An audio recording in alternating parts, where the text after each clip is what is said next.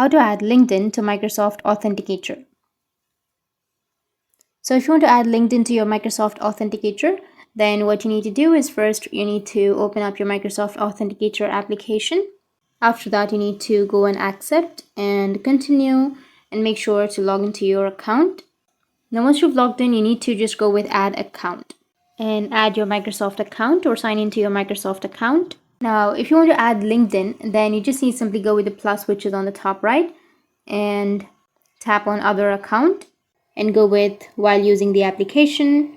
And now you need to go with the QR code, or you can also go with enter code manually, which is on the bottom, and you will have your account name, your secret key, right? So if you have a secret key, you can just go with this process, or if you have the QR code, you can go with the first process.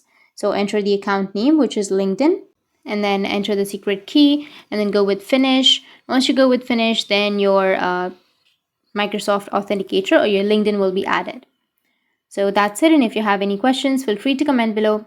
Thanks for watching.